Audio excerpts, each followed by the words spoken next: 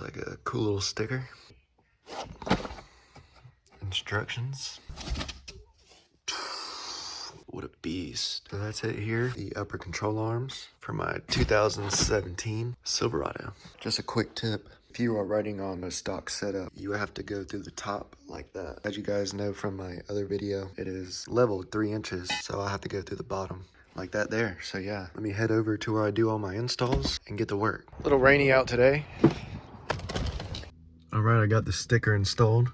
So yeah, this is what it'll look like. Really recommend this rock form. If you got iPhone or whatever, it just sticks up there like that. All right guys, so I got to my destination here. I want to show you what actually happens when your knuckle pops off. You can see it right there. Once I get the wheel off, it'll be easier to see. Yeah, we're gonna get this guy all fixed up. Let me get this truck out the way and get it to the shop. All right, hopefully you guys saw that. Probably not. Shh. You can see it's real bent-like, man, that's terrible. Yeah, so let's get this off, working on it. It's gonna be wet, so whatever.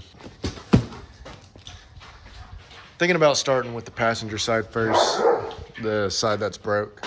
All right, so I got the wheel off.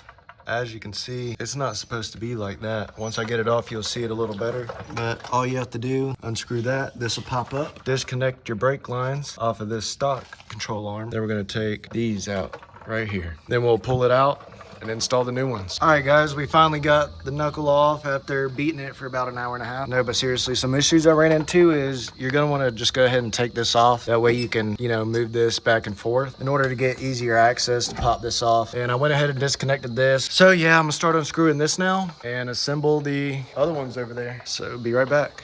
All right, as you can see, I ran into a lot of problems here. You're gonna wanna take your steering rod off, disconnect your sway bar, and take your whole strut out because this one here would just not slide out with it in there. This side it did perfectly, but that side it didn't. So it's not too bad, but it still is a pain. So you're gonna have to do it if you wanna make it easy, reinstalling the new stuff. So yeah, let's keep going. All right guys, I got it in here, KRYPTONITE there. Don't forget I said mount this to the bottom if you have a 3-inch lift. I'm just gonna piece everything back together and then I'll show you when it's done. All right guys, well you're gonna love this. I found out this doesn't fit through there. So you're gonna have to get yourself one of these nice titanium type of drill bits here and drill about that much hanging out. You're gonna have to drill through that thing, and I recommend that cone shaped kind because, you know, snug fits are the best. So yeah, good luck with that. All right, it's the next day, but I have both of them in there.